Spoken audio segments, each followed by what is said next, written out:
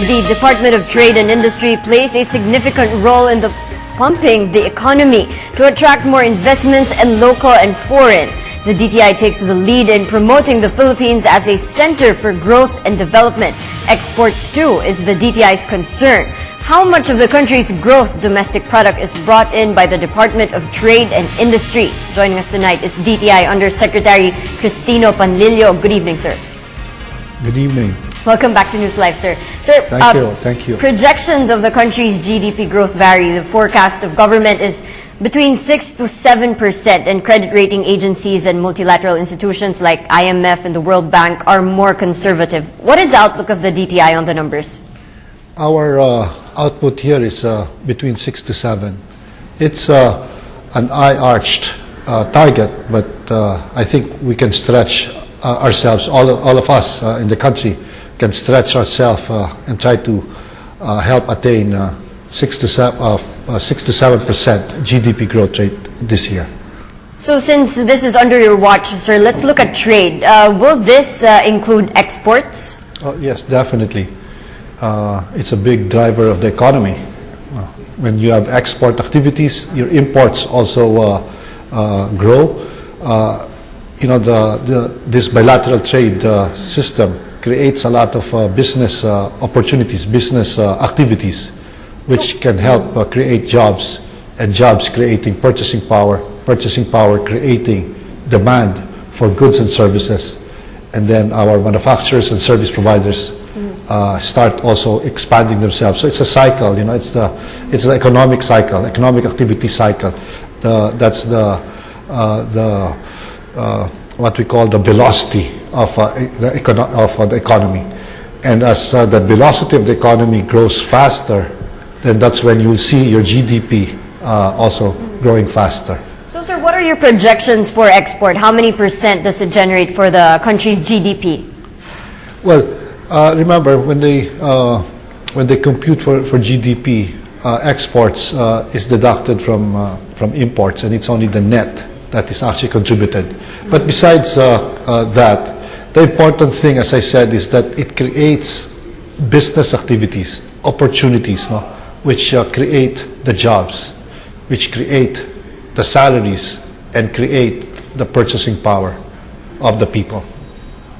So, sir, is the crisis in Europe and in the U.S. slowing down this our economy in terms of our GDP? Well, yes. In a way, they are contributing to the decline, or I would say the drop in our electronics exports. You know very well that 50% of our merchandise exports is composed of electronic products.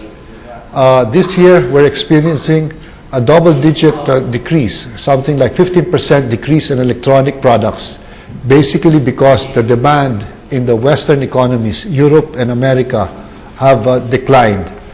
Now, you can just imagine if 50% of your exports, merchandise exports, is declining.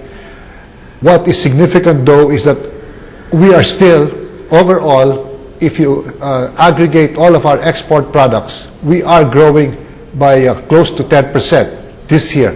So what does it mean? That means that all our other export products, like furnitures, garments, car components, parts, housewares, giftwares, fruit products, agricultural products, they are all growing significantly to offset the decline in electronics. So, sir, but we still believe, and our electronics manufacturers believe that they can still turn around things by the end of the year. In fact, just today, if you read it in the papers, they are projecting an increase of somewhere between 5 and 6% overall for the year. So this is significant. If they increase even just by 5 to 6%, and all of our other export products are increasing, we believe that we can easily hit a 10% growth in total exports, merchandise exports. So that means growing something like reaching something like $54 billion for the whole year in merchandise exports. Sir, do you think we will reach a 10%? How is China in terms of our destination for exports, and what exports are pretty much contributing well right now? Well, to China, our major exports is our electronic products.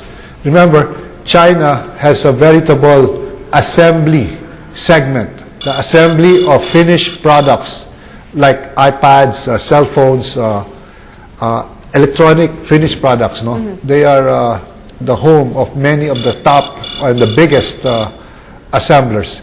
So we are supplying those companies with semiconductors, integrated circuits, diodes, capacitors, for them to assemble this finished electronic products. So, sir, now we move on to investments. Manufacturing has been slow in growth. Has there been a rebound with more local and foreign investors investing in this sector?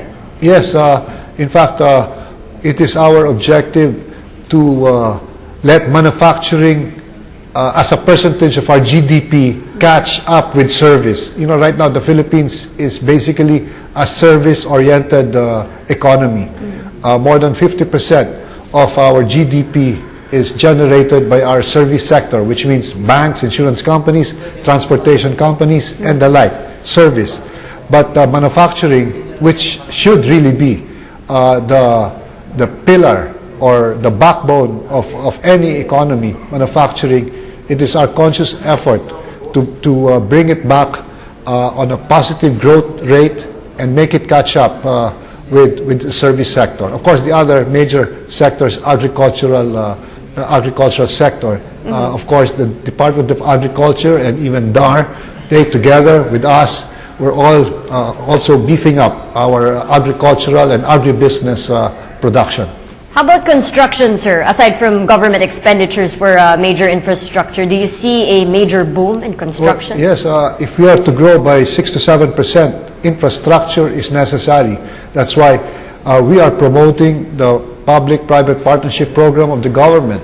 And we're very happy. For example, the DOTC has already advertised or at least made formal announcements in the newspapers for the bidding of almost, I would say, 30 projects, no? Ranging from airports, seaports, and of course their major project, that's the LRT1 extension from Baclaran to Bacoor. They're very aggressive.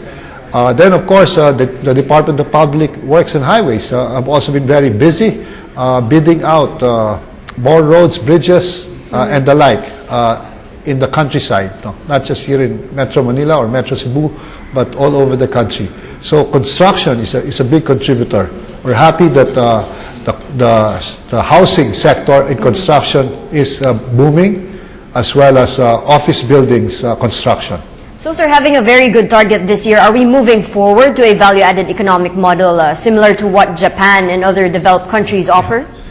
Yes, you know, the modern strategy now for growing segments of your economy is what they call the clustering concept, you know, the clustering scheme, which means really clustering, putting together the supply chain for, let's say, a particular product line.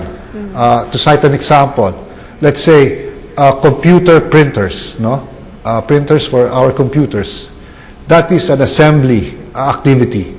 So we have the top printer assemblers already present in the Philippines. But why did they all come here, or why are they coming here as a printer to become the printer capital of the world? That's because the supply chain has already been clustered around these printers. So all the necessary supplies, no, from the computer components of the printer to even the, let's say, the packaging, you know, the casing of the printer, all of these things must be within convenient ordering distance. That's what we call clustering. And so right now at the DTI, we are building up a good number of industry roadmaps. And these roadmaps include how we can cluster, how we can complete the supply chain, if not complete it, at least 70% of the supply of a particular product line must be present within a convenient distance of ordering such supply. We're doing this for the copper industry. In fact, the President just visited Pasar. We're working closely with Pasar to develop a copper industry downstreaming, meaning to say completing the cluster, the supply chain of being able to produce copper products all within, let's say, an industrial estate near Pasar. And of course, the beauty here is that Pasar itself is willing to invest on the power plant to be able to reduce the cost of power, which is one of the negative aspects of the Philippine manufacturing sector right now. We are besieged with a high power cost. They say third or second most expensive in Asia. With the power plant being constructed by Pasar to augment, to complement that cluster for the copper industry, I believe we will be able to effectively reduce power costs and make the copper industry in the Philippines competitive to, let's say, China or other neighboring countries' copper industry capacity. So, sir, having said that, how is the leadership of the President sending messages to investors? Are they more committed to the country?